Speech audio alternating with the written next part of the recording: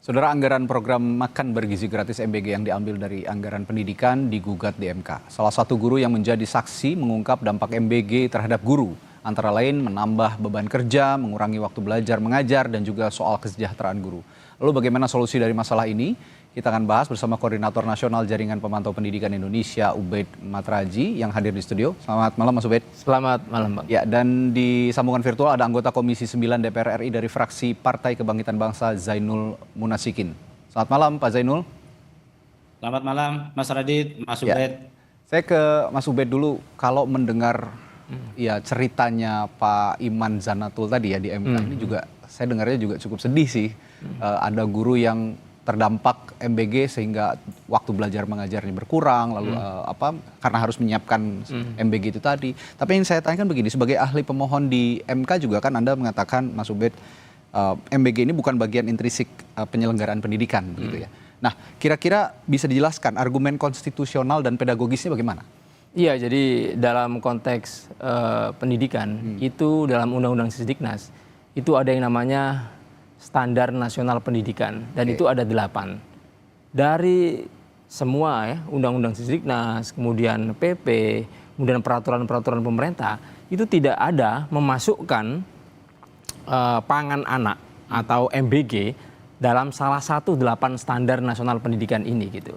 Jadi sebenarnya MBG ini tidak bisa dipaksakan masuk menggunakan dana pendidikan. Bahkan dalam Undang-Undang Sisdiknas itu jelas, tidak semua urusan pendidikan itu bisa menggunakan 20% dari APBN ini yang untuk dana pendidikan ini. Yang tahun ini ada 769 triliun ya. Itu nggak bisa. Contoh, sekolah kedinasan. Namanya aja sekolah di situ. Ada gurunya, ya kan, ada muridnya, ada sekolahannya. Itu tidak boleh menggunakan anggaran pendidikan yang 20%. Kenapa?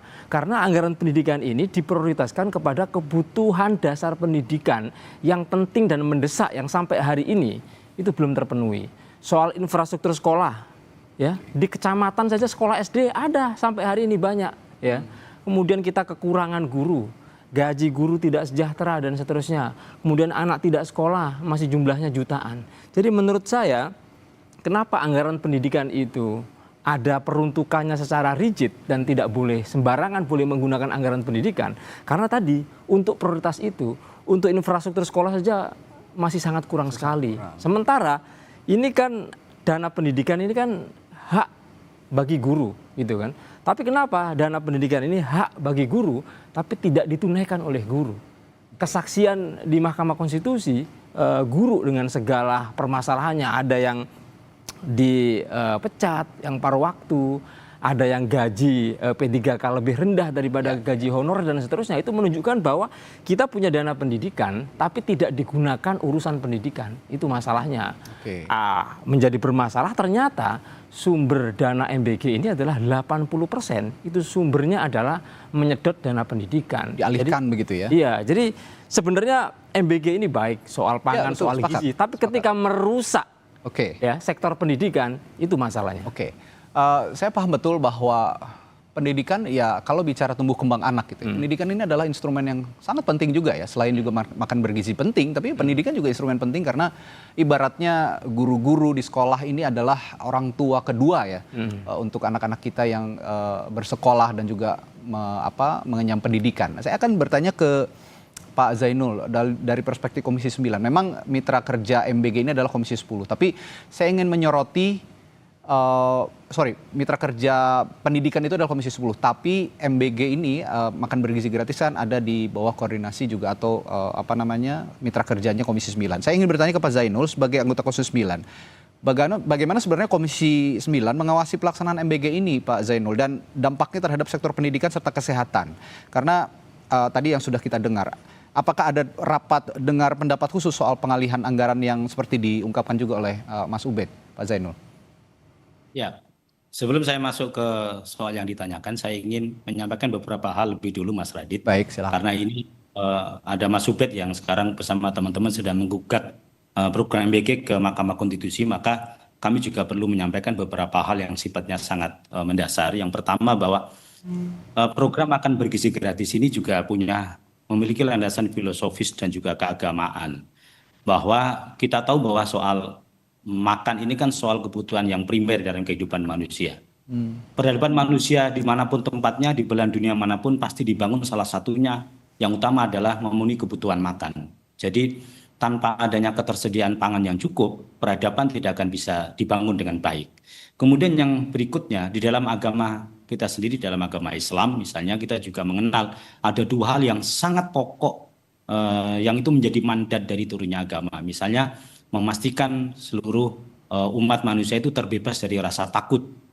Artinya ini rasa aman. Yang kedua adalah memastikan seluruh umat manusia ini terbebas dari rasa lapar atau ju ya.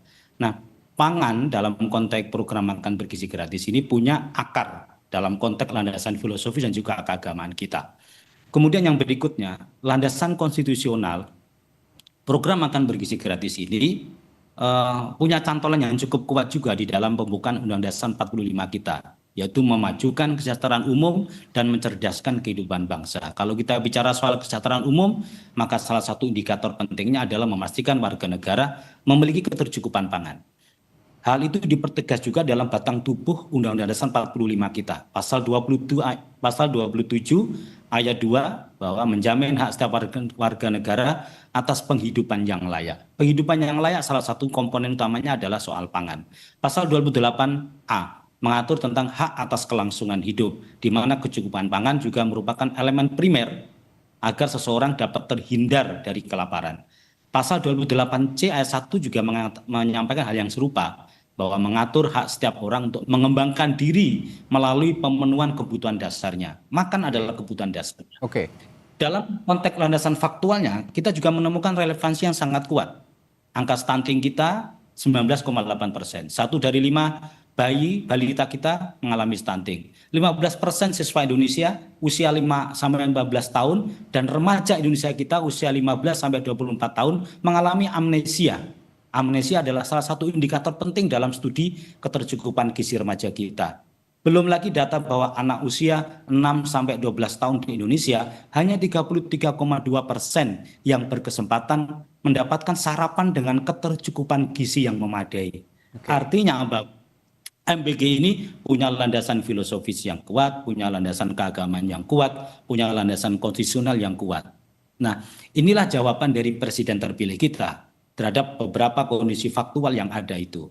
Dengan menyampaikan bahwa untuk mempercepat penanganan stunting, memastikan ketercukupan gizi itu, intervensi program prioritasnya adalah makan bergizi gratis. Inilah pilihannya. Karena presiden menganggap bahwa kalau kita menggunakan cara-cara yang biasa, kita setiap tahun hanya mungkin bisa menurunkan angka stunting itu 2-3%. Sementara kita masih 19,8%.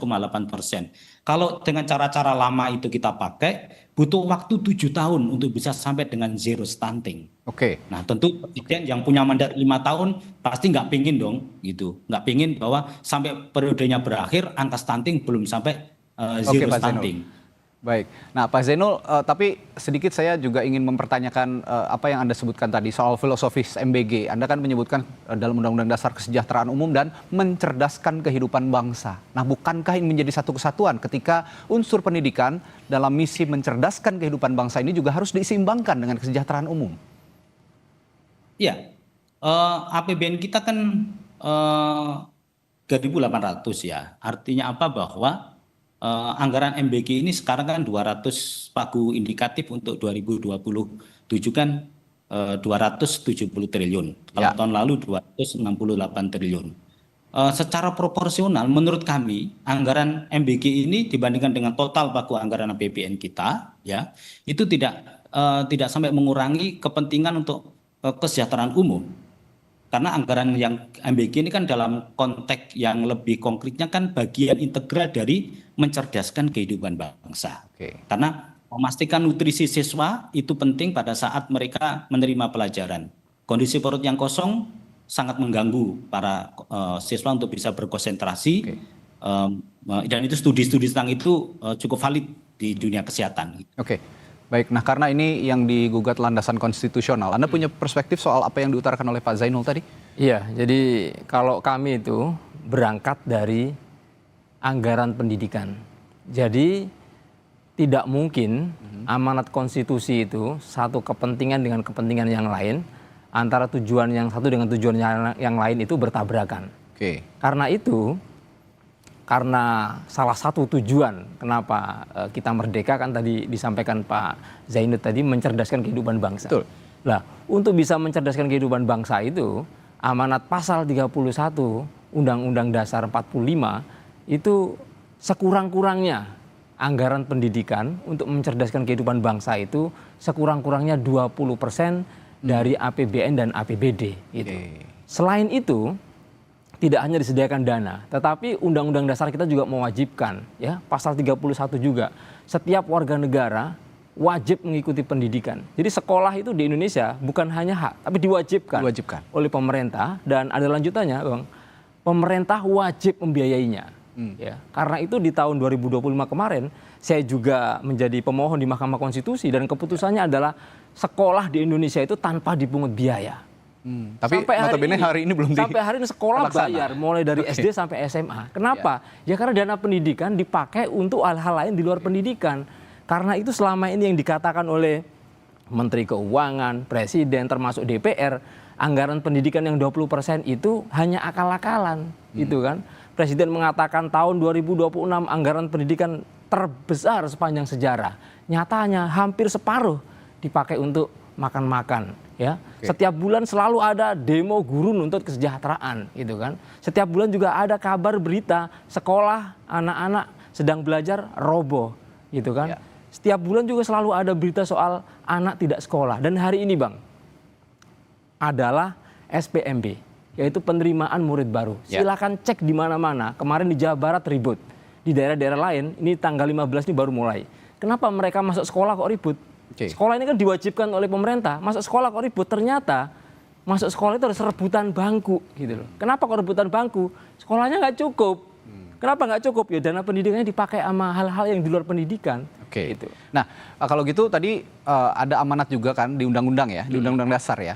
20% anggaran yang diambil itu untuk pendidikan dan ini diwajibkan menurut undang-undang. Nah, bagaimana juga kalau begitu nanti Pak Zainul sebagai juga perancang anggaran di DPR menjelaskan proporsi anggaran yang layak begitu untuk pendidikan dan juga untuk MBG. Tadi ada amanat 20%, tapi jangan dijawab dulu Pak Zainul, nanti akan saya tanyakan setelah jeda di Sapa Indonesia Malam. Tetaplah bersama kami. Masih memperbincangkan adanya gugatan di Mahkamah Konstitusi dari para guru soal anggaran pendidikan yang konon banyak dipangkas untuk program makan bergizi gratis. Dan saat ini tadi sebelum jeda saya bertanya ke Pak Zainul dari Komisi 9 DPR. Pak Zainul, kalau tadi Anda menjelaskan filosofi soal MBG begitu ya, begitu jelasnya dan kita juga semua pahami soal itu, tapi barusan juga ada perspektif lain dari Mas Ubed bahwa ada juga amanat konstitusi di sana, Undang-Undang Dasar yang mewajibkan anggaran pendidikan sebesar 20%. Nah, saya ingin bertanya di DPR sendiri sebagai penyusun anggaran Anda di sana, bagaimana melihat ataupun membagi proporsi anggaran pendidikan dan anggaran MBG ini? Karena ada amanat 20% itu tadi dari konstitusi, Pak Zainul. Ya, saya kira ini ada perbedaan pandangan ya, perbedaan perspektif dalam melihat definisi dari anggaran pendidikan atau anggaran yang fungsi pendidikan ya. Tahun 2026 ini anggaran pendidikan kita kan 757 triliun ya. Itu 20% dari total alokasi APBN kita. Nah, menurut kami di DPR dan juga pemerintah bahwa program makan bergizi gratis itu adalah termasuk bagian dari fungsi pendidikan. Karena itu penerima manfaatnya adalah para peserta didik, ya kan? Kemudian yang kedua itu MBG itu bagian dari peningkatan nutrisi gizi bagi para siswa yang itu berkorelasi langsung dengan peningkatan konsentrasi belajar dan juga minat belajar para siswa di sekolah gitu. Jadi ini program yang punya relevansi yang kuat dalam fungsi-fungsi pendidikan. Itu menurut kami gitu ya. Jadi ini bukan program yang terpisah jauh ya dengan pendidikan. Ini justru program yang melekat langsung baik lokusnya, sasarannya dan juga outputnya gitu. Jadi menurut saya kami di DPR menganggap bahwa ketika misalnya 757 triliun anggaran pendidikan yang 20% itu sebagian dialokasikan untuk MBG, menurut kami itu masih dalam bagian mandat konstitusi kita Oke. terkait anggaran pendidikan. Gitu. Oke, ini masih bagian mandat dari anggaran pendidikan, Mas Ubed. Dan selain itu, ternyata saya membaca ataupun ada pendapat lain juga yang diinformasikan ke saya bahwa kesejahteraan guru katanya kan dipakai MBG, tapi ada juga yang mengatakan bahwa gaji guru dan juga PAUD sampai SMP itu sebenarnya kan ditanggung Pemda juga, bukan melalui anggaran dari APBN. Nah, jadi tergantung Pemda setempat bagaimana kesejahteraan para guru ini. Bagaimana Anda menjelaskan soal ini? Jadi gini loh, ketika anggaran pendidikan itu ditafsirkan secara bebas, secara luas, itu yang terseok-seok adalah kebutuhan dasar pendidikan gitu ya. Misalnya, bisa aja kan sekolah itu kalau jalannya rusak kira-kira bisa nyampe sekolah atau enggak? Ya enggak nyampe. Ya udah anggaran pendidikan pakai bangun jembatan, bangun jalan, yo habis. Termasuk tafsiran Pak Zainul tadi ya. Kalau misalnya kita gunakan sampai 223 triliun itu besar sekali gitu loh. Padahal waktu kami sidang di MK, kebutuhan sekolah tanpa dipungut biaya, sekolah gratis di Indonesia, itu perhitungan kami itu hanya sekitar 100 triliun. Oke. Perhitungan Kemendikbudristek itu 180 triliun. Itu jauh sekali dari kebutuhan MBG gitu ya. Lah kalau misalnya dana pendidikan ini terlalu luas ditafsirkan, fungsi pendidikan itu terlalu luas ditafsirkan, maka korbannya adalah seperti yang terjadi hari ini. Oke. Meskipun dana pendidikan itu sumbernya adalah APBN dan APBD, ketika TKD ya, dana transfer dari pusat ke daerah itu berkurang, maka yang terjadi adalah pemecatan guru honorer di mana-mana. Oke. Bahkan guru-guru yang sudah diangkat P3K juga dipecat menjadi korban. Apa alasannya? Pemda nggak punya uang. Jadi itu jawabannya ya. Ya, Kenapa jawabannya kesejahteraan guru di daerah yang Iya. harusnya digaji oleh Pemda? Begitu dana pendidikan tidak tergaji, ini gitu ya. digunakan untuk MBG, maka terjadi penurunan sekitar 30%. Dana transfer khusus pendidikan ya, yang saya bicarakan ini. Dana transfer khusus pendidikan ini yang termasuk untuk gaji guru P3K, guru honorer dan seterusnya, itu dipangkas sampai 30%. Mengakibatkan ya tadi, guru-guru itu tidak hanya tidak sejahtera, tetapi putus hubungan kerja gitu. Lah, bagaimana kita melihat ya, ada undang-undang guru dan dosen. Iya. Salah satu upaya negara untuk meningkatkan kualitas adalah tadi ada sertifikasi guru.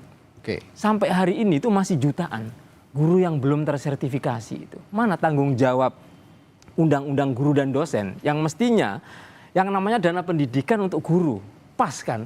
Ini guru-guru ini ngantri menjadi P3K sampai hari ini nggak ada keputusan. Oke. Tetapi tiba-tiba BGN menggunakan dana pendidikan untuk mengangkat karyawan SPPG menjadi P3K. Meskipun tadi asumsi dari Pak Zainul bahwa MBG ini masuk dalam item biaya pendidikan gitu ya. Iya, tapi yang jadi masalah kan kita nggak ada soal dengan MBG. Yang menjadi soal adalah yang pertama, ketika MBG menguras ya, nggak hanya sedikit ini, menguras anggaran pendidikan hampir separuh itu jadi masalah. Karena korbannya banyak tadi itu. Kemudian yang kedua, saya setuju diutamakan yang stunting, yang miskin, yang betul. punya problem gizi. Ya. Di Jakarta contohnya, banyak sekali saya keliling-keliling Jakarta. Satu kelas ada 30 anak, yang makan paling 5, ya, sisanya 25 itu makanan ompreng aja nggak disentuh, gitu ya. Jadi karena tidak tepat sasaran, maka terjadi pemborosan. Bahkan menurut hitungan kami ya, 1 minggu itu bisa 1, triliun pemborosannya. 1, sekian triliun. Iya, Oke. per minggu gitu. Jadi ini pemborosan sekali. Coba kalau digunakan untuk Baik. infrastruktur dan seterusnya akan lebih bermanfaat. Oke, singkat saja ke Pak Zainul untuk penutup. Saya mendengar kemarin Ketua Komisi 9, pimpinan Anda, Pak Zainul, itu mengatakan bahwa anggaran MBG di tahun 2027 akan dipangkas habis. Tapi saya juga mendengar berita hari ini, katanya bukan dipangkas, bahkan ada bertambah. Saya klarifikasi, apakah betul begitu? Dan bagaimana pertanggungjawaban dengan adanya persoalan yang saat ini sedang terjadi di Badan Gizi Nasional? Nah, begini, sampai hari ini kami di Komisi 9 Ya. masih belum menyetujui pagu indikatif yang diajukan oleh BGN untuk anggaran tahun 2027 sebesar 270 triliun. Oke. Kami belum menyetujui. Oh, belum Kenapa? menyetujui. Karena saya Oke, baik. sependapat dengan tadi Mas Ubed itu bahwa memang kita perlu ada evaluasi BGN ini. Oke. Penerima manfaatnya, kemudian tata kelolanya, kita memang harus, saya setuju ini harus dievaluasi. Tapi kalau program MBG-nya sendiri, karena fakta stunting kita masih sangat tinggi, menurut saya MBG tetap jalan. Tinggal sekarang kita harus berubah. Baik. Nah, kita masih menunggu exercise dari BGN untuk melakukan efisiensi. Ya. BGN berjanji akan melakukan ini sampai dengan 40 triliun. Ya. Kita kasih waktu 2 minggu untuk exercise, nanti kita akan rapat lagi. Ya, Apakah BGN berhasil melakukan efisiensi? Exercise 2 minggu diprediksi akan bisa menghemat 40 triliun. Nah, mudah-mudahan saja 40 triliun itu tadi bisa dialokasikan kembali di 2027 untuk tambahan anggaran pendidikan, begitu kira-kira. Dan karena Saya MBG setuju, saya setuju sekali. Oke, dan karena MBG ini tidak sepenuhnya salah, bahkan banyak manfaatnya, termasuk tadi ya untuk stunting dan lain-lain. Prioritas ataupun orang-orang yang benar-benar bisa memanfaatkan MBG ini bisa juga langsung ditelaah lagi mana yang layak mendapatkan, mana yang tidak terlalu layak mendapatkan MBG ini. Tidak perlu ditutup, tapi disempurnakan kembali. Baik, terima kasih Koordinator Nasional Jaringan Pemantau Pendidikan Indonesia Ubaid Matraji dan anggota Komisi 9 DPR RI dari fraksi PKB Zainul Munasikin telah bergabung di Sapa Indonesia Malam. Selamat malam, Mas Ubaid dan Pak Zainul. Terima kasih. Selamat malam. Mas Radit.